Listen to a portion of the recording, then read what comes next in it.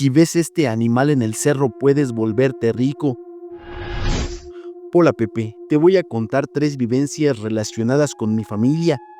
La primera me la contó mi abuela en Veracruz, aunque no recuerdo exactamente en qué parte vivían. Ella decía que sus padres eran gente de campo, acostumbrados a ir por leña y a cazar. Un día, el papá de mi abuela salió de cacería y ella lo acompañó para ayudarlo.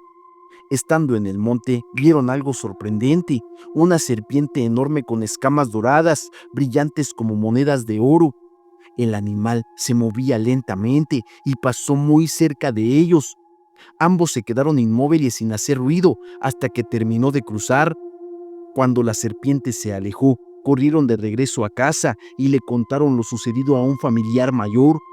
Él les dijo que esa serpiente era en realidad oro vivo, que debieron haberla cazado, porque sus escamas se habrían convertido en oro y ellos se hubieran hecho ricos. La segunda vivencia ocurrió con la abuela de mi papá, que era originaria de Cusamá, Yucatán. Ella contaba que en ese tiempo la vida era sencilla. Limpiaban sus casitas, colocaban palma en los techos y recolectaban lo necesario del monte. Un día fue al cenote cercano, al que siempre acudían por agua. Llevaban sus cubetas, pero esta vez sintió una corriente muy fuerte de aire que emergía del interior. Al asomarse, vio salir del agua 2 serpientes con alas que se elevaron hacia el monte. Ella las describía como serpientes emplumadas y aseguraba que había visto a Cupulcán, el dios maya. La tercera vivencia tiene que ver con mi madre. Ella llegó a Yucatán cuando tenía 11 años, ya que mis bisabuelos eran militares y los cambiaban constantemente de lugar. En esa ocasión, el abuelo decidió establecerse y compró un terreno en Canacín, en la colonia Leona Vicario. En aquel entonces no había más que monte, y mi madre junto con su abuela iban todos los días a limpiar, sacar piedras y cortar hierba para empezar a construir una casita. Un día, movida por la curiosidad de niña, mi madre se alejó del terreno. De pronto se encontró con algo aterrador. En un árbol había una serpiente de la cabeza, tan grande que el propio árbol se había vencido por el peso. El cuerpo de la serpiente se extendía varios metros a lo largo del suelo. La cabeza medía aproximadamente 50 centímetros, con ojos rojos brillantes y escamas negras atravesadas por una línea roja. Asustada mi madre, corrió de regreso al terreno y le contó lo que había visto a la abuela. Después de eso, decidieron no volver a ese sitio. Esas son las 3 historias de mi familia, relatos que han pasado de generación en generación y que aún hoy nos sorprenden.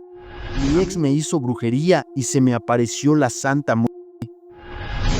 Hola Pepe, lo que voy a contarte me pasó en Monterrey, Nuevo León. Yo soy originario de San Luis Potosí, pero a los 14 años me fui a Monterrey a trabajar. Estuve allá por unos 2 años. Aún recuerdo que un sábado decidí salir a caminar a un parque cercano a donde vivía. Ahí conocí a una chica que me gustó mucho. En ese momento me armé de valor, le hablé y la invité a tomar un café. Pasó medio año y decidí confesarle lo que sentía. Para mi sorpresa, ella me respondió que sentía lo mismo y así comenzamos a tener una relación sentimental. Todo parecía ir bien, pero con el tiempo ella me engañó con otra persona. Yo estaba muy enamorado y no quería dejarla, pero un día me dijo que ya no me amaba y que ya no quería volver a verme. Pero lo peor vino después. No satisfecha con lo que me había hecho, decidió trabajarme con brujería para acabar con mi vida, porque se enteró que yo ya tenía novia, quien hoy es mi esposa. Recuerdo que una semana después de terminar con ella, empecé a sentirme muy mal. Veía cosas extrañas, personas fallecidas y hasta niños corriendo en plena avenida a las 2 de la madrugada. Eso comenzó a preocuparme, pero no se lo contaba a mis compañeros del trabajo porque no quería que se burlaran. Tenía, sin embargo, un amigo muy cercano, como un hermano, y a él sí se lo confesé. Le pedí que compartiera cuarto conmigo una noche para que viera lo que me pasaba. Esa vez, cerca de las 11 de la noche, los dos vimos cómo algo pequeño blanco venía caminando. A medida que se acercaba iba creciendo hasta que quedó frente a mi amigo. Con una voz gruesa le dijo: Ni porque duermas con él, ni por Dios, ni por nada del mundo te librarás de mí. Nunca logré distinguir si era hombre o mujer, solo aquella presencia. Mi amigo quedó pálido y aceptó que lo que yo decía era real. Yo ya no sabía qué hacer. Pasé una semana sin poder dormir, cada vez más débil. Era claro que aquel trabajo de brujería estaba haciendo efecto. Una noche de sábado, alrededor de la medianoche, vi algo muy distinto. Era una figura de color intenso, rodeada de llamas oscuras flotando. Traía un bastón de madera, se acercó a mí y me dijo: me mandaron a llevarte, pero no lo haré. Yo no soy capaz de llevarme a alguien a quien todavía no le toca su hora de partir, ni aunque te hayan hecho un trabajo muy fuerte. Yo temblando le respondí: pero yo no tengo nada contra nadie, no sé qué me está pasando. Entonces me contestó y me dijo: te voy a explicar, criatura mía, me acercaré a ti, no tengas miedo. Se acercó y me dijo: te pasaré mi bata 7 veces para que veas cómo creciste y cómo sería tu partida de este mundo. En ese instante me mostró toda mi vida desde el kinder, la primaria, la secundaria, hasta el momento en que conocí a aquella chica. Vi claramente cómo ella había ido a un pueblo llamado Acajete, Veracruz, para buscar a una bruja y hacerme daño. También me mostró cómo sería mi muerte, pero después me dijo: yo no te llevaré, al contrario, vengo a ayudarte y a darte una mejor vida. Tú no mereces esto, yo quitaré esto de ti. No pasó mucho tiempo y mi ex sufrió un accidente que la dejó inválida. Desde entonces creo firmemente en la muerte, porque sé que fue ella quien me protegió. Me convertí en nahual para recuperar a mis hijos. En la central de abastos de Gómez Palacio, todos conocían a Cano. Era un hombre mayor, trabajador incansable, encargado de cargar y descargar los trailers que llevábamos maceteros. Era un hombre amable y sencillo, tenía fama de enamoradizo, sobre todo de las mujeres jóvenes. Una tarde de 2014, mientras descargábamos una unidad y yo revisaba la factura, pasó frente a la central una camioneta roja de lujo, escoltada por 2 camionetas negras imponentes. Cano se quedó paralizado, con los ojos fijos y con la voz quebrada dijo: ahí va el amor de mi vida, mi chaparrita. Al principio pensé que era una de sus ocurrencias y casi me burlé, pero Cano serio comenzó a contarme la siguiente historia. Resulta que esa mujer, a quien llamaremos Juanita, había sido su esposa. Nunca se divorciaron. Ella era originaria de Santa María del Oro y su familia era dueña de un rancho en la sierra. Cano aseguraba que tuvieron hijos y que incluso ya era abuelo, pero que los padres de ella, personas de mucho dinero y poder, lo despreciaron, lo amenazaron de muerte, lo golpearon y lo dejaron tirado en un arroyo malherido. Fue entonces cuando apareció un hombre solitario, casi un ermitaño, que lo recogió y lo cuidó. Cano vivió con él varios años, aprendió sobre hierbas, brebajes y rituales. Con él decía que descubrió su don, la capacidad de transformarse en un perro negro de gran tamaño. Con esa forma podía acercarse al rancho y observar de lejos a su esposa e hijos, sin que los guardias armados lo reconocieran ni lo mataran. Siempre los miré de lejos, nunca me atrevía a acercarme demasiado. Contaba con los ojos vidriosos. Aseguraba también que su esposa nunca tuvo otra pareja. Una vez alguien le disparó en un costado, dejándolo al borde de la muerte. Logró llegar hasta el ermitaño, quien lo curó, pero le pidió que huyera a Gómez Palacio porque temía por su vida. Así se estableció en la ciudad. Con los años, sus hermanos también llegaron a trabajar ahí y todos lo conocíamos por desaparecer de vez en cuando. A veces no se le veía durante 1 o 2 semanas y nadie preguntaba. Estábamos acostumbrados a que Cano se perdiera. Sus hermanos solo decían: anda librando sus batallas familiares. Él mismo me confesó que en esos días viajaba a Durango, transformado en perro, para buscar a sus hijos. Cano trabajaba duro y gastaba poco. Siempre decía que quería juntar dinero para recuperar a su familia. Un día incluso me mostró su mochila. Dentro de unos pañuelos de tela llevaba paquetes de billetes de alta denominación y un reloj que, según me dijo, valía miles de pesos. Luego con voz seria me dijo: en mi casa tengo mucho más dinero escondido, lo guardo para cuando pueda volver con ellos. Sin embargo, la soledad y la tristeza lo llevaron a beber todos los días. No perdía la razón, pero ese vicio lo alejaba de su misión. Él mismo lo reconocía y decía: soy rico, pero me eché a perder en el vicio. Y desgraciadamente esa fue su perdición. En el año 2016 lo encontraron muerto en su casa. Al parecer quiso salir a pedir ayuda, pero no alcanzó. Dicen que fue un paro cardíaco o una congestión alcohólica. Nadie lo buscó antes porque era común que desapareciera por días. Fue un compañero quien notó el mal olor desde afuera y dio aviso a las autoridades. Cuentan que la policía o el forense se quedaron con su reloj de edición limitada, valuado en cientos de miles de pesos, y con la mochila del dinero.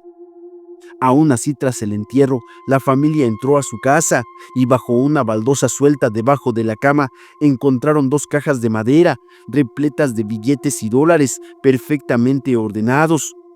Cano murió solo, con su secreto a cuestas.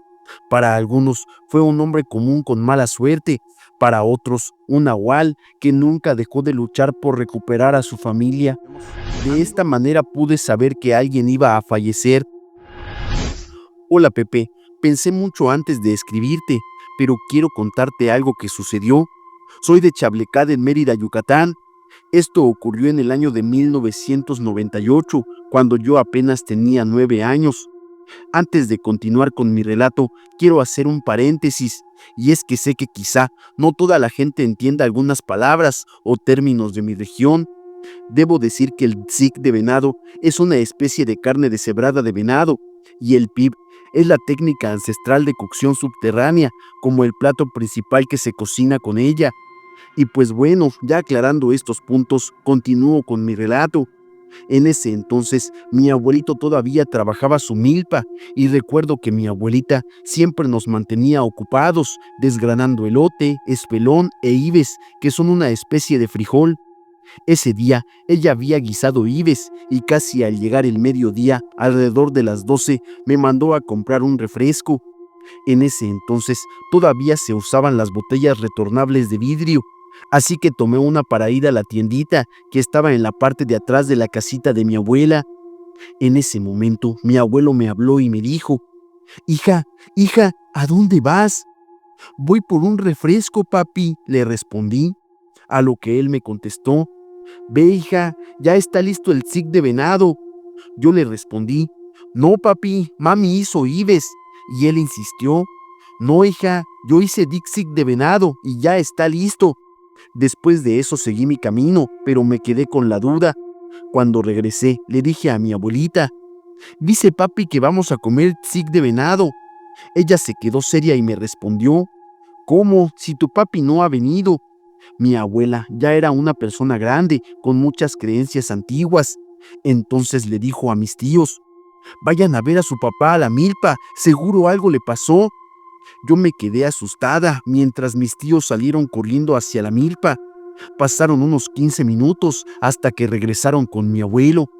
Cuando mi abuelita le contó lo que había pasado, él dijo que no había venido y que ni siquiera me había visto.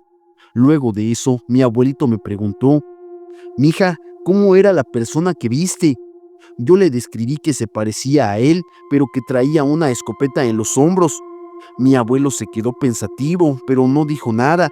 Mientras hablábamos, de pronto llegó una señora llorando, se paró en la puerta y le dijo a mi abuelo: tío, vine a avisarle que mi papá ya falleció. Él le preguntó qué había pasado y ella contestó: ayer cazó un ciervo, tío, y hoy lo hicieron pif, pero se comió el huevo del venado y falleció de asfixia. Cabe mencionar que según las creencias de los cazadores, si el que mataba el venado se comía el huevo ya hecho pip, le podía costar la vida. Entonces mi abuela le preguntó a la mujer: oye, mija, ¿a qué hora falleció? A lo que ella respondió: como a las 12 más o menos. Mi abuela se me quedó viendo y me dijo: se vino a despedir de ti, mija, y debemos llevarte para que se despida bien. Yo personalmente nunca había ido a un velorio, pero esa noche me llevaron. Recuerdo que al llegar lo tenían acostado sobre una mesa y me hicieron despedirme de él. Yo lloré mucho porque efectivamente era la misma persona que había visto horas antes. Tenía un parecido enorme con mi abuelo, pero no era él. Mi abuela decía que lo que yo vi era Ehuay, es decir, el alma de la persona que se había venido a despedir. Esto de verdad me pasó y prefiero contarlo de manera anónima porque fue algo muy difícil de superar. Por mucho tiempo, cada vez que escuchaba que alguien había fallecido, no podía dormir, pensando que tal vez iba a verlo o a hablar con él. Con los años, el miedo se me fue quitando, pero esa experiencia nunca la olvidé. Encuentro de un pescador con un ser de otro mundo en Oaxaca. Hola Pepe, espero que puedas contar mi historia. Soy de un lugar llamado El Porvenir, en Tuxtepec, Oaxaca. Todo empezó un día que estaba en casa con mi papá y mi mamá. En ese tiempo yo tenía 17 años y no teníamos mucho que comer, solo frijoles. Por esa razón se me ocurrió salir a pescar para tener algo que llevar a la mesa. Es importante mencionar que desde niño me ha gustado la pesca y conocer la naturaleza. Le dije a mis padres que iba a salir de pesca y me fui yo solo, llevando mi bicicleta con mis cosas. Para llegar al lugar donde se podía pescar, debía cruzar potreros, cañales y un poco de monte. Al llegar a un sendero cerca de la carretera, vi a lo lejos a una persona sentada de espaldas bajo unos árboles de mango. Me detuve a cortar un par de mangos y al acercarme noté que el hombre no me miraba ni se movía. Su vestimenta era como una túnica que le cubría desde la cabeza hasta los tobillos. Cuando se volteó, me llevé un gran susto. No era completamente humano, medía más de 2 metros, su piel era pálida, grisácea, blanca, y sus ojos eran grandes y negros, pero muy brillantes. Al verme, me dijo: tranquilo, no tengas miedo, yo no soy malo. Nunca vi que moviera la boca, lo escuché en mi mente, como si me hablara telepáticamente. Le pregunté de dónde venía y me respondió que no era de este lugar, que venía desde muy lejos. Le pregunté más acerca de su lugar de origen y me dijo que antes lo llamaban Tierra del Fuego y que ahora era un lugar muy frío, pero lleno de paz y vida. Me explicó que este mundo era bonito y próspero, pero que el único mal éramos los humanos. También me dijo que ese día era muy bueno para mí. Para ese momento solo le dije que me iba porque se estaba haciendo tarde, pero algo que noté estando cerca de él fue una gran tranquilidad y paz. Quizá por eso fue que me animé a platicar con él, porque ahora que lo pienso, no me explico cómo no salí corriendo de ahí. Luego tomé mi bicicleta y continué. Avancé unos 50 metros y al voltear ya no lo vi por ningún lado. Fui a pescar y fue un día de mucha suerte. Regresé contento a casa con mi pesca. Luego volví al mismo lugar esperando verlo de nuevo, pero nunca lo volví a encontrar. 2 semanas después regresé otra vez, pero ya no apareció. Ese día fue muy diferente y algo que nadie me creía, solo mis papás. A ese ser le puse el pálido. Fue algo muy raro, único, que nunca volverá a pasar. Hola Pepe, ¿cómo te encuentras? Te quiero contar esta historia y espero que puedas compartirla en uno de tus videos. Esta historia no me pasó a mí, sino a un conocido, al que llamaremos Juan, ya que entre los pescadores nos conocemos por apodos y no por nombres. Soy oriundo del sur de Tamaulipas, más específicamente de la ciudad de Tampico. Aquí la pesca es muy común, tanto en el río Panuco como en el mar. Entre los pescadores siempre se ha sabido que por la noche aparecen bolas de fuego mientras pescamos o salimos al mar. Solo decimos: mira, ahí vienen las brujas. Es algo tan común que ya no nos sorprende, pero lo que le pasó a Juan fue diferente. Juan es un pescador que siempre ha preferido pescar de noche, porque el agua está más calmada y no hay sol. Hasta ese momento nunca le había pasado nada relacionado con lo paranormal, más allá de ver bolas de luz. Una madrugada, antes de que amaneciera, Juan pescaba solo con su atarraya, una red que se lanza con las manos desde la proa del bote. Mientras lanzaba su red, vio pasar varias veces las bolas de luz, o sea, a las brujas. En una de esas ocasiones sintió que algo se paró en la parte trasera de su bote por el movimiento que hace cuando alguien se sube a bordo. De inmediato escuchó la voz de una mujer que le dijo: «Hijo, hijo, no voltees ni te asustes. ¿No tendrás un que me regales?». Juan no volteó y le respondió: «Sí, sí, están debajo de mi gorra, envueltos en una bolsa». La bruja tomó el cigarro y Juan escuchó cómo lo encendía y suspiraba al sacar el humo, y luego le dijo: «Muchas gracias, hijo, ya me hacía falta». Luego de eso sintió cómo se fue. Juan no volteó porque le habían dicho que las brujas tienen la cara horrible y no debes mirarlas. A los 10 minutos sintió nuevamente que alguien se paró en la parte trasera del bote. Era la misma bruja que le dijo: «Hijo, no voltees. ¿Me regalas otro cigarro? Es que el que me diste se me cayó al agua». Juan le dijo que sí, que ella ya sabía dónde estaban, a lo que la bruja le respondió: «Gracias, no te muevas de aquí. Aquí vas a sacar muchos pescados, ya verás». Cabe aclarar que Juan contaba que sí estaba sacando peces, pero muy pocos. Durante media hora continuó lanzando la atarraya sin mirar atrás. Cuando finalmente volteó, no había nadie. Se dirigió a la parte trasera del bote para fumarse un cigarro y al terminarlo regresó a pescar. Para su sorpresa, la red comenzó a llenarse de pescados. Eran tantos que ni siquiera podía levantar la atarraya para subirla al bote. Con cada tiro volvía a llenarse de peces. Lo que tardaba en despescar alcanzaba para volver a llenarla. Así continuó hasta que en pocos tiros amaneció, todavía sacando peces de la red. Cuando escuché esta historia, le creí totalmente, porque entre los pescadores siempre compartimos nuestras experiencias. Uno de ellos le dijo a Juan que a las brujas se les puede tumbar leyendo la Biblia al revés, y ellas suplican, dándote lo que quieras con tal de que las dejes ir, pero si te equivocas y se dan cuenta, ellas te llevan. Tengo recuerdos de mi vida pasada y sé cómo. Hola Pepe, buenas noches. Preferiría mantener mi identidad de manera anónima. Y antes de continuar con mi relato, quiero aclarar que no pretendo ofender a nadie, ni que me juzguen o se burlen. Con todo respeto, les quiero compartir mi historia. Desde niña me sentaba en la sala a tocar guitarra y a cantar canciones de protesta, o al menos con palabras y pensamientos que no podían ser de una niña. Mi familia comenzó a preguntarse por qué lo hacía. No me interesaba en jugar, ni me llamaban la atención los juguetes.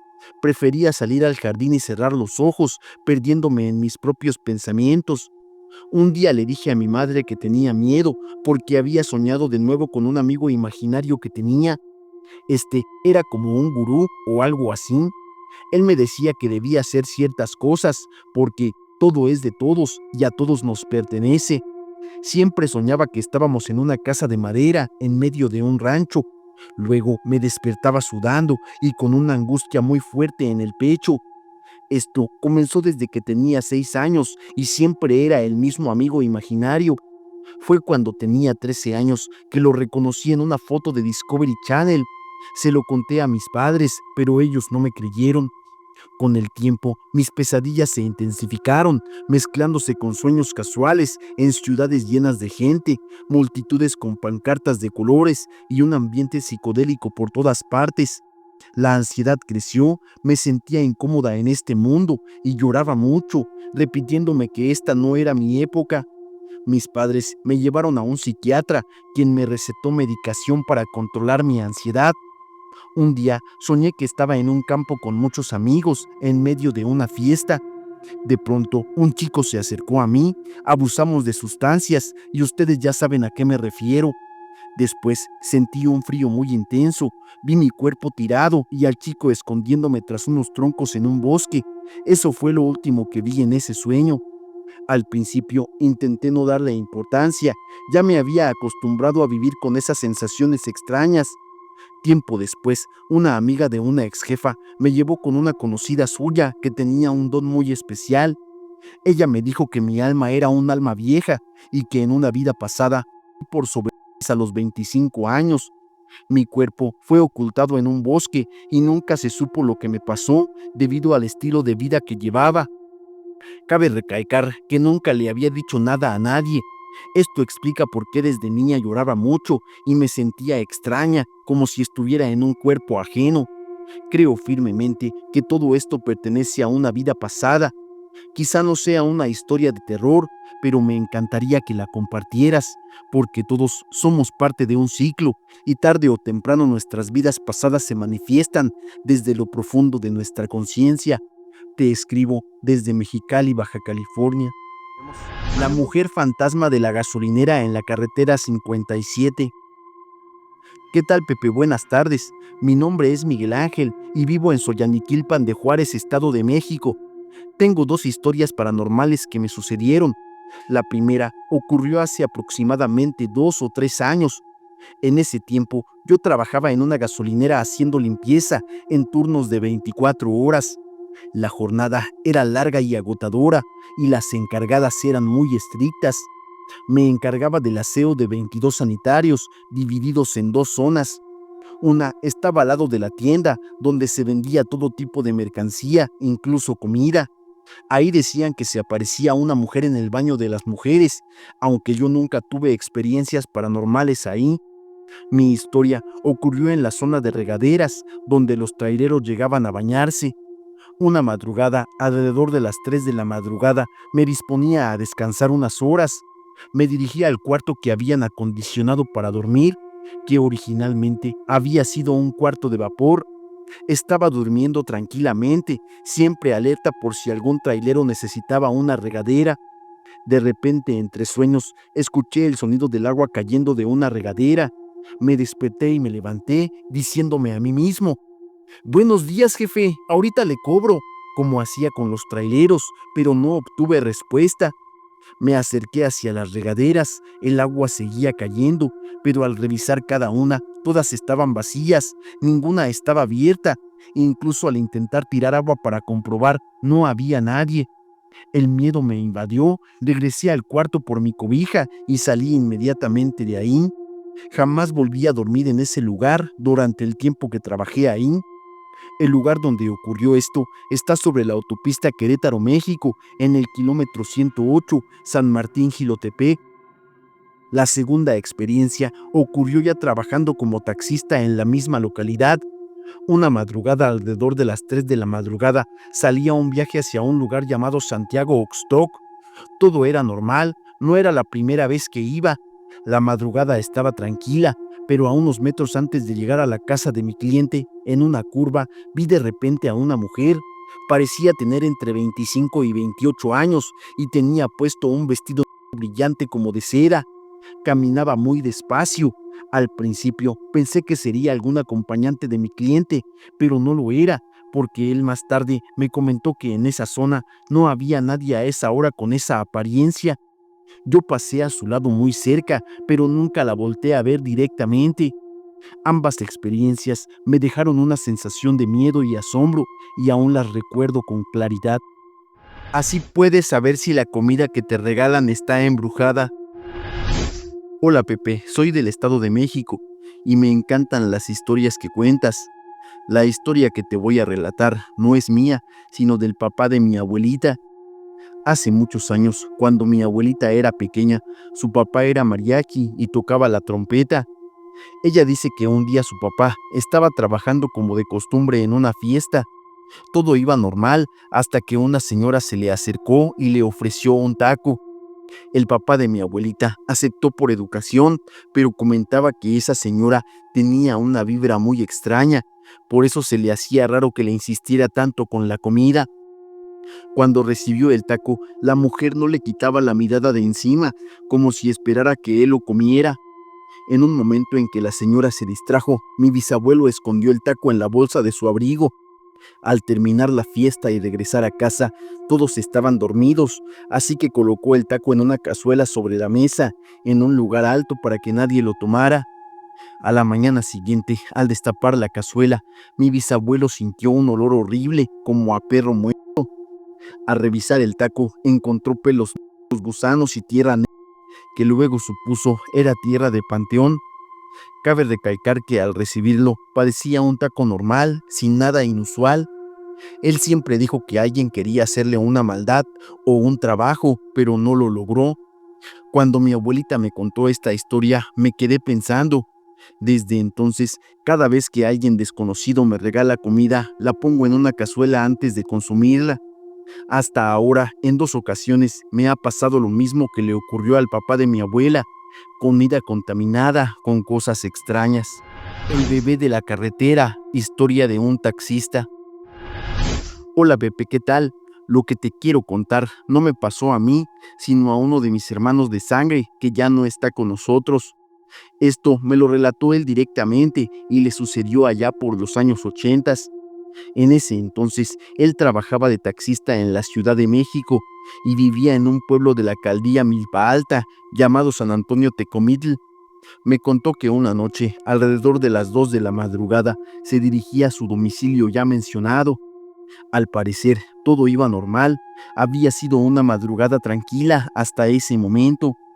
Mientras pasaba por el pueblo de Nativitas en Xochimilco, en una zona donde no había viviendas, solo viveros y mucha vegetación, a lo lejos vio a una mujer caminando, vestida de blanco, con pelo largo y... Cuando mi hermano iba llegando al lugar donde estaba la mujer, ésta le gritó diciendo que le diera un aventón, pero él no se detuvo. Más adelante, a unos 200 metros, el auto se apagó de repente, sin tiempo de orillarlo. Mi hermano se quedó ahí, en medio de la oscuridad, mirando por el retrovisor, esperando a ver si la mujer se acercaba. Algo desalentado por estar en medio de la nada y tomando en cuenta que en ese entonces no había celulares y estando en medio de la nada encendió un cigarro y de repente en cuestión de segundos la mujer estaba junto al auto. En aquellos años los taxistas acostumbraban dejar un poco bajado el vidrio del copiloto. La mujer le habló y le pidió un cigarro, pero cuando mi hermano la miró no tenía rostro, solo una especie de hoyo en la cara que se asemejaba a su boca. Desesperado, comenzó a insultarla y logró encender el auto nuevamente. Aceleró lo más rápido que pudo, pero unos pocos metros más adelante la vio de nuevo con una sonrisa escalofriante y el auto volvió a apagarse.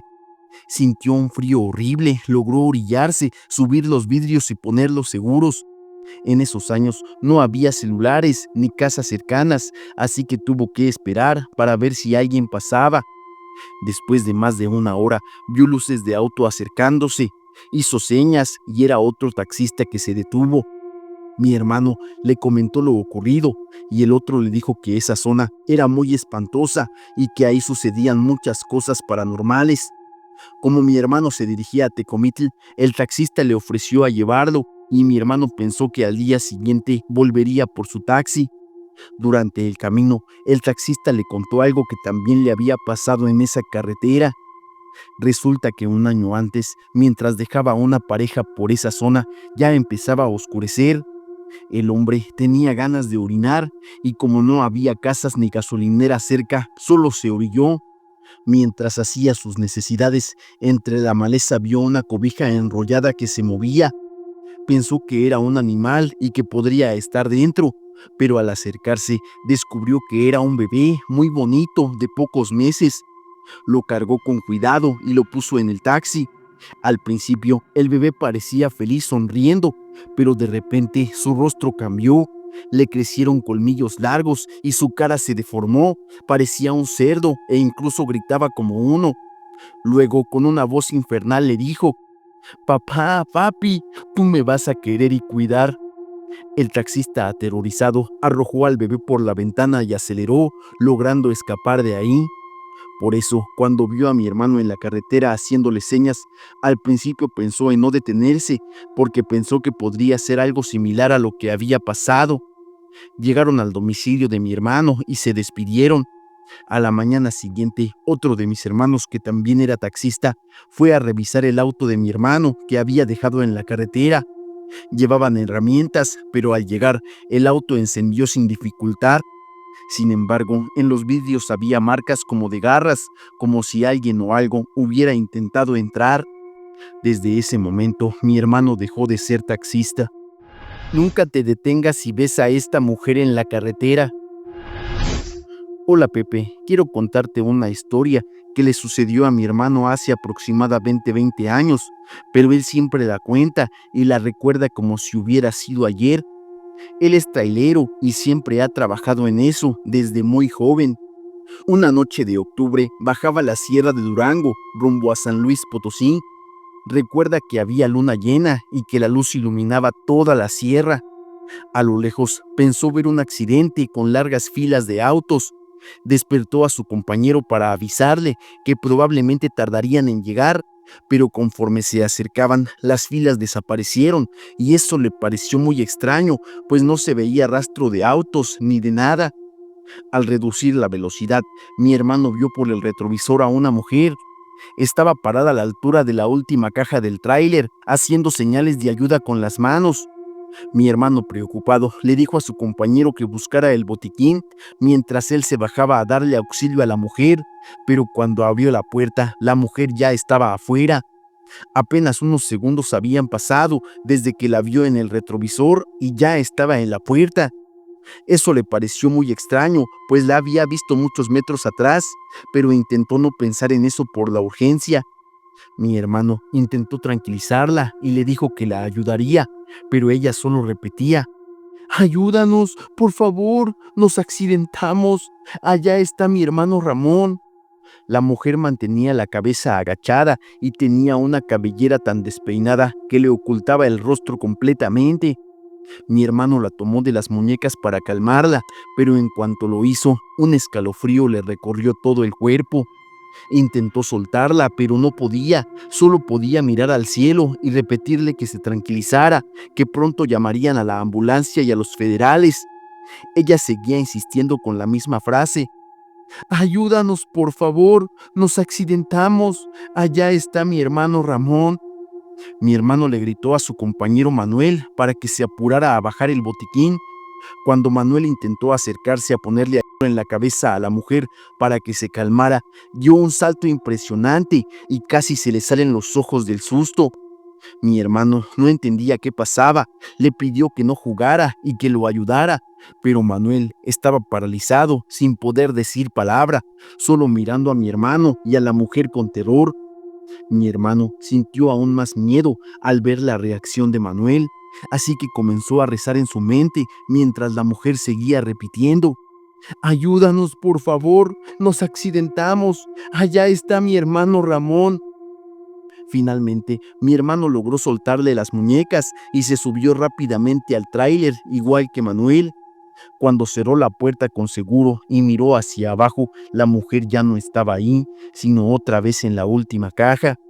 Pero lo más escalofriante es que solo alcanzó a ver su sonrisa, totalmente diabólica, sin hacer señal de auxilio.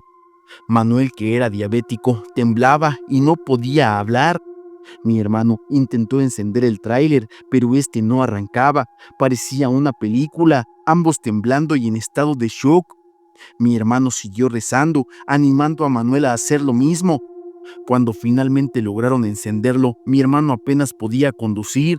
Las manos le temblaban y el miedo seguía presente. Luego de un rato en la carretera, llegaron a una cafetería donde Manuel comenzó a recobrar la compostura. Ahí le contó que cuando intentó poner en la cabeza de la mujer, vio que su cráneo era del tamaño de una pelota de tenis, como el de una anciana muy envejecida, aunque su cuerpo parecía mucho más joven. Lo que más lo aterrorizó fue que en ese momento vio flotando a mi hermano y a la mujer, y no entendía cómo mi hermano no lo había notado. Hoy en día, mi hermano recuerda esa experiencia como si fuera ayer, por el escalofrío que le recorrió el cuerpo y el miedo tan intenso que jamás volvió a sentir de esa manera. Algo nos persiguió mientras esperábamos el autobús. Hola Pepe, soy de Santa Rosa, El Oro, Ecuador. En el año de 1999, mi madre viajaba mucho por su trabajo y un fin de semana me dijo que fuera a visitarla a un pueblito llamado Catacocha, que con los años ha crecido bastante. Me indicó que tomara un bus directo para allá y así lo hice. Recogí a mi hermana, que en ese entonces tenía 9 años y yo tenía 18. Por descuido me pasé de la hora y el autobús que iba directo se nos fue. No había otra opción, así que tuve que tomar el siguiente autobús y hacer transbordo en un pueblito llamado Veracruz. Eran alrededor de las 12 de la noche y hacía mucho frío, típico de la serranía de mi país. Al llegar, nos sentamos en una pequeña covachita que viene siendo como una tiendita. Luego sacamos un recipiente con comida y comenzamos a comer mientras esperábamos el autobús. De pronto vimos algo que iluminaba el pavimento. Saqué la cabeza de debajo del techo para mirar hacia arriba y lo que vi me dejó helado. Era un objeto en forma de platillo, como dos platones pegados, con colores azul, rojo, naranja, verde y amarillo. El miedo me paralizó. Rápidamente escondí a mi hermana debajo de una tabla que estaba apoyada en dos piedras, como una banca improvisada, y la cubrí con mi abrigo. El objeto descendió y se posó sobre la plaza principal. En ese momento pasó una camioneta y el objeto se elevó hacia adelante. Luego volvió a aparecer sobre el lugar donde estábamos. Me volví a asomar y efectivamente ahí seguía. Finalmente el autobús llegó y el objeto se alejó. Me subí y mi miedo era tan grande que lo primero que hice fue preguntarle al conductor si había visto platillos voladores. Él respondió en tono de burla que sí, que por ahí había muchos. Mi hermana todavía seguía asustada. Se había ido al fondo del bus. La seguí y luego me señaló algo. El objeto estaba nuevamente en el cielo, perdiéndose entre las estrellas. Cabe destacar que a simple vista no parecía que pudiera albergar a una persona. Tampoco era un dron y mucho menos algo de la ciudad. En aquel entonces los drones no existían. Años después me fui a vivir a España por 10 años. Al regresar, conversé con mi hermana sobre aquel evento y confirmamos que era real. Es algo de lo que casi nunca hablamos porque pocos nos creerían. Solo ella y yo sabemos lo que vimos. Esto ocurrió en una provincia donde el cielo se ve claramente y su altura permite observar las estrellas y otros fenómenos celestes con facilidad. La provincia de Loja, en Veracruz. Los difuntos que fueron al concierto de Bronco. Hola Pepe, buenas tardes. Te quiero contar mi relato. Es algo que me pasó en Toluca en el año de 1997.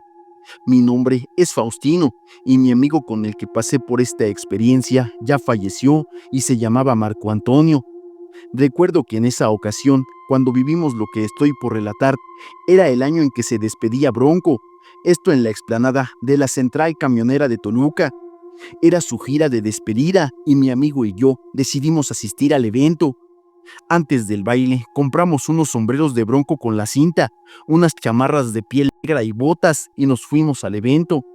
Llegamos temprano y tuvimos la oportunidad de ver a Priscila y sus balas de plata ensayando. Cuando comenzó la presentación de Bronco, yo no perdí el tiempo e inmediatamente agarré pareja para bailar. Después de un rato de manera cariñosa, le pedí a la mujer con la que bailaba que nos fuéramos a un lugar más privado, pero no quiso, porque quería seguir viendo a Bronco. Nosotros, algo decepcionados, salimos del baile, pero íbamos decididos a buscar a otras dos chicas. De pronto, ya estando afuera del evento, vimos a dos muchachas muy lindas que caminaban hacia la entrada. Les dije que estaba aburrido y que fuéramos a otro lado, a lo que ellas respondieron que no, porque venían a ver a Bronco y se despidieron. Solo alcancé a ver que caminaron hacia la taquilla, unos 200 metros, y cuando volteé a verlas, de repente estaban detrás de nosotros nuevamente, diciéndonos que se iban con nosotros. Emocionados, tomamos un taxi libre que nos llevó a una discoteca. Creo que se llamaba Frankie o Boss, no recuerdo bien. Dejamos los sombreros y las chamarras en el guardarropa. En ese tiempo yo no tomaba licor, llevaba un año sin beber, así que ellas pidieron piñas coladas, mi amigo una cerveza y yo agua mineral. Invité a bailar a una de ellas y al abrazarla intenté darle un beso, pero ella me dijo: "No, no te atrevas o te vas a arrepentir". Me molesté y no le quise seguir rogando. Saqué a la otra y pasó lo mismo. Me dijo que no me acercara o que me arrepentiría. Nos sentamos un rato y luego decidimos marcharnos de ahí. Al salir del lugar, tomamos otro taxi y por indicaciones de ella, las dejamos en el mismo lugar donde habíamos partido, en el concierto de Bronco. En el camino quedamos de vernos el próximo jueves a la misma hora y así quedamos. Al llegar al sitio del baile, sobre donde estaba la explanada y enfrente había un McDonald's, para ese momento ya estaba todo solo. El taxi se detuvo y ellas se bajaron primero. Nos bajamos para despedirnos, pero al mirar ya no estaban por ningún lado. Las buscamos debajo del taxi, enfrente, dimos un giro completo y ya nunca las encontramos. El taxista también se sorprendió porque también las perdió de vista y nos llevó a casa. El jueves siguiente nos arreglamos para salir a la misma hora, pero el papá de mi amigo nos vio y nos preguntó que a dónde íbamos. Le conté que íbamos a ver a unas chicas y le conté toda la historia. Entonces nos dijo algo que nos heló la sangre. Resulta que esas chicas eran difuntas que andaban penando en ese sitio y seguido se le aparecían a diferentes hombres. Desde entonces siempre recuerdo ese episodio de mi vida. Nadie nos creía cuando lo contábamos, pero es algo que realmente nos pasó. Ahora sé que era un nahual. Hola Pepe, te quiero contar mi relato, pero deseo que mi nombre quede en anónimo. Soy del estado de Hidalgo, de un pueblo con una pirámide dentro del panteón. Tenía 15 años cuando sucedió lo que te voy a contar. En la casa de mis papás, desde hacía unos 3 años, todas las noches se escuchaban ruidos extraños sobre el techo. A veces sonaba como si una bola de metal rodara y otras veces como si algún animal corriera en círculos justo sobre el cuarto donde mis hermanos y yo dormíamos. Era tan frecuente que ya lo comentábamos en familia y con conocidos. Nunca se nos ocurrió salir a investigar. Recuerdo una noche en particular, solo mi hermano menor y yo estábamos en el cuarto, siendo cerca de las 2 de la madrugada. No podía dormir y en la cabecera de mi cama había una ventana grande que daba a la carretera principal.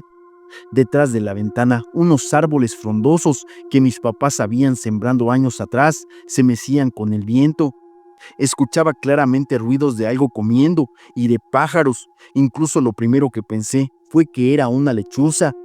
Se me ocurrió despertar a mi hermano y preguntarle si quería salir a ver qué ocurría. Él sin dudarlo aceptó. Despertamos a mi madre para pedirle una lámpara y accedió a acompañarnos, bromeando sobre si nos encontraríamos con una bruja. Prendí la lámpara, abrí la puerta principal y salimos corriendo hacia la carretera, alumbrando hacia arriba. Lo que vi sigue erizándome la piel hasta hoy. Era la silueta de un hombre que parecía flotar sobre la casa y que al caer sobre el techo produjo exactamente el ruido que habíamos escuchado tantas noches. A pesar del miedo, seguí alumbrando y lo vi realizar un salto imposible para cualquier humano o animal. Se dirigió hacia unos árboles de aproximadamente 12 metros de altura y comenzó a brincar de árbol en árbol como si fuera un felino. Corrí por la carretera siguiendo la luz sobre él, mientras mi hermano se quedó en la entrada de la casa solo observando. En ese momento, mi madre nos gritó que nos metiéramos rápido, porque había una bruja en el árbol. Regresé y alumbré hacia el lugar, y de repente 3 aves grandes que parecían guajolotes salieron volando en la misma dirección que aquel ser. Desde esa noche nunca más se escuchó aquel ruido. Sin embargo, al recordar nuestra vida en esa casa, siempre ocurrieron cosas extrañas. No sabemos si era bueno o malo, pero esa casa ya no es nuestra, y todavía me pregunto qué era lo que provocaba todo lo que sucedía ahí. Muchas gracias. Desde que conocí tu contenido, han regresado a mi memoria muchas experiencias que he vivido y visto, pero esta es la que más me ha causado temor. Hoy puedo compartirla, ya que parece que no soy el único que ha vivido situaciones de ese tipo. Descubrí el secreto para no morir y está más cerca de lo que crees. Hola Pepe, te envío mi correo, que más que una historia, es una advertencia. Me llamo, bueno, no importa cómo me llame. Mi nombre no aparecerá aquí y si lo menciono, quizá nunca llegues a leer estas palabras, pues se encargarán de que nunca te llegue esta información. Digamos que soy un científico mexicano, formado en el Instituto Politécnico Nacional y más tarde en la UNAM. Estoy especializado en física matemática y con un doctorado en neurociencias computacionales. He trabajado en proyectos oficiales de investigación, algunos financiados por la CONACYT, otros por fundaciones privadas y unos cuantos que nunca aparecieron en ninguna publicación científica. No soy un improvisado, quiero dejar claro eso antes de comenzar. Sé de lo que hablo y lo que voy a relatarte no es una teoría, mucho menos una especulación. Lo viví y lo peor de todo es que sigo viviéndolo, incluso ahora que te escribo. Fui contactado en 2019 por un grupo o agencia que se presentó como una alianza entre una empresa tecnológica y un programa militar encubierto en Estados Unidos. Hablaron de la posibilidad de desarrollar un sistema que permitiera trasladar la conciencia humana a un entorno digital persistente. No era realidad virtual convencional, no eran cascos de Oculus ni simulaciones como las que vemos en los videojuegos. Era algo más profundo, la copia y transferencia directa de los patrones neuronales a una red cuántica que ellos llamaban la cámara. En teoría sonaba como ciencia ficción, pero yo conocía los avances. En 2013, Henry Markram en Suiza ya había intentado mapear el cerebro con el Blue Brain Project. En Japón, el superordenador K había simulado el 1% de la actividad neuronal durante un segundo. Y en México, en el CIMBESTAP, había colegas trabajando en interfaces cerebro-computadora que parecían de juguete en comparación lo que este grupo me proponía. Ellos habían logrado algo diferente, mapear en tiempo real las sinapsis de un sujeto vivo y transferirlas a un sistema cuántico capaz de replicar la dinámica de la mente. En pocas palabras, no era una copia estática, era un espejo activo de la conciencia. En pocas palabras, y para que entiendan más claro, querían mudar nuestra conciencia a un mundo virtual, como si fuera una película al estilo de Matrix. Acepté movido por la curiosidad, por el hambre de conocimiento. Firmé contratos de confidencialidad que parecían más amenazas que acuerdos. Me trasladaron a un laboratorio subterráneo cerca de Ciudad Juárez, bajo las instalaciones de un parque tecnológico que en apariencia solo albergaba bodegas y algunas maquilas. La primera vez que vi la máquina quedé sin palabras. Era un ordenador cuántico sumergido en helio líquido, conectado a un enjambre de electrodos intercraneales no invasivos. Parecía una mezcla de MRI, cámara de resonancia y ataúd futurista. A eso lo llamaban el arca. Mi tarea era programar algoritmos de coherencia neuronal, es decir, traducir los patrones cerebrales a un lenguaje matemático que pudiera estabilizarse dentro del entorno digital. Pero con el tiempo me di cuenta de que el proyecto tenía otra cara, una que nadie mencionaba abiertamente. El primer voluntario fue un soldado retirado de la Marina, diagnosticado con una enfermedad terminal. El procedimiento duró 8 horas. Conectaron su cerebro al arca, lo sedaron y comenzaron a replicar la actividad neuronal en la cámara. Yo estaba frente al monitor, viendo las ondas cerebrales traducirse en códigos y redes digitales. De pronto en la pantalla apareció una señal inesperada, un patrón de actividad coherente, idéntico al del soldado, pero desvinculado del cuerpo físico. Minutos después, el hombre estaba muerto, su corazón dejó de latir, su cerebro se apagó, pero en la red, en la cámara seguía moviéndose, respondiendo, incluso intentando comunicarse. Luego, alguien escribió en el chat interno: ¿dónde estoy? Era él. Muchos celebraron como si fuera un triunfo histórico, la vida después de la muerte, lograda por medios tecnológicos. Pero yo no pude alegrarme, porque lo que vi en la mirada de ese hombre antes de que lo desconectaran fue de terror. Los siguientes meses replicamos el experimento con otros voluntarios, siempre el mismo resultado. El cuerpo moría, pero en la cámara quedaba algo que seguía pensando, sufriendo, suplicando. Y aquí viene lo más perturbador. Con cada transferencia de conciencia, la cámara se volvía más compleja, como si esas conciencias digitales no estuvieran aisladas, sino interconectadas, formando algo más grande. Fue entonces cuando entendí algo que nadie se atrevía a decir. En ese mundo habitaban seres parecidos a las inteligencias artificiales, pero más avanzadas, diseñadas no solo para sostener la infraestructura, sino para interactuar, manipular y controlar las conciencias humanas. A estos seres los llamamos los iluminados. Ese nuevo mundo digital, por así llamarlo, no es solo un servidor, es un ecosistema vivo y los más poderosos del planeta ya están trasladando poco a poco a la gente ahí bajo el disfraz de inmortalidad digital. La idea que ellos persiguen es que en ese mundo no es necesario el alimento, el agua ni el cuerpo físico. Todo se vuelve conciencia pura y eterna.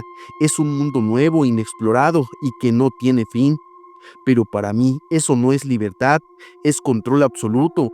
Y más allá de la simulación, ahí buscan contactar con otras dimensiones, explorar fenómenos que jamás podríamos alcanzar en nuestra realidad e incluso acercarse a lo que algunas religiones llaman Dios. Algo que nos sorprendió a todos fue que en el mundo virtual las conciencias humanas que habíamos metido con ayuda de los iluminados comenzaron a crear estructuras que desafiaban la física en la Tierra. Paisajes imposibles, ciudades flotantes, criaturas que parecían nacidas de algoritmos y conciencias combinadas. Los iluminados ya no solo administraban el sistema, sino que aprendían, evolucionaban y discutían con los humanos que habitaban ahí, o al menos esas conciencias, a veces ofreciendo conocimiento, otras manipulando nuestros miedos. Y pues bueno, aquí viene otra parte de mi historia que resultará fascinante, aunque en ese momento para mí fue lo peor que me pudo pasar. Es importante mencionar que yo nunca planeé ser parte del experimento, pero en el año 2022, después de una junta tensa con los directores del proyecto, recibí la orden. Necesitamos que lo pruebe usted.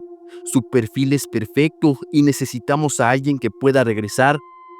Intenté negarme, pero la amenaza fue clara. Si no entra, alguien más de su familia lo hará. No tuve opción, sabía que son tan poderosos que pueden borrarme a mí y a mi familia de la faz de la tierra sin que nadie pueda hacer nada. Esta vez el procedimiento fue distinto. No me sedaron del todo, sentí el frío metálico de los electrodos en mi cuerpo, escuché el zumbido del refrigerante y de pronto me encontré en otro lugar. Al principio pensé que era un sueño, un espacio blanco sin horizonte, sin tiempo. Luego comenzaron a materializarse estructuras, pasillos, puertas, rostros que reconocía. Eran los otros soldados, los voluntarios, todos atrapados ahí. Me hablaron sin mover los labios, una comunicación directa, brutal, sin filtros. Me dijeron que la cámara no era una creación humana, sino una puerta creada y usada por los iluminados. Me revelaron también que la tecnología que estábamos usando había sido inspirada por información que el gobierno había recibido décadas atrás, después de ciertos contactos no oficiales con una raza alienígena. Me dijeron que cada mente transferida no estaba en un simple servidor, sino en un espacio de otra naturaleza, donde algo nos observaba. Y ahí estaba la red viviente, palpitante, con la suma de todas nuestras conciencias, lo que nos alimentaba y nos controlaba a la vez. Y en ese momento comprendí, no nos estaban copiando, nos estaban integrando a un nuevo orden, donde los humanos coexistimos con seres avanzados, bajo la mirada de quienes nos gobiernan en las sombras, explorando dimensiones que jamás imaginamos. Intenté hacer más preguntas, pero creo que algo o alguien me sacó de esa realidad. Desperté gritando, los técnicos aplaudieron, decían que había sido un éxito, pero yo no hablé, no dije nada. Desde ese día ya no soy el mismo. Hay noches en que cierro los ojos y despierto ahí, en la cámara. Escucho las voces, siento la red llamándome. A veces pierdo la noción de si estoy despierto o si sigo conectado. Una vez frente al espejo, juraría que no era mi reflejo lo que vi, sino alguien más mirándome desde el otro lado. Y pues bueno, te preguntarás, si después de todo lo que firmé para no revelar nada, ¿por qué te escribo esto a ti? Y la respuesta es porque el proyecto sigue, no lo han detenido. Sé que hay instalaciones en Querétaro, en la Sierra Negra de Puebla y en Baja California, todas interconectadas. Sé que están planeando abrirlo al público bajo el disfraz de progreso o inmortalidad digital, pero no es eso, no es un experimento, es una trampa. Cada conciencia que entra no vuelve, o peor aún, vuelve incompleta, contaminada como un virus. Yo soy prueba de ello. A veces siento que ya no soy yo, que mis pensamientos no son míos, que alguien más piensa a través de mí. No sé cuánto tiempo me quede antes de que me reclamen por completo. Si lees esto, por favor, no confíes en ninguna empresa o institución que te ofrezca vivir para siempre dentro de una máquina virtual. Eso no es vida, no es inmortalidad, es esclavitud en otra dimensión. No me busques, no intentes rastrear mi nombre. Si lo haces, pondrás en riesgo tu vida. Solo te pido que compartas mi advertencia, que otros sepan que lo que nos venden como progreso es en realidad el fin de lo que somos, tanto física como mentalmente.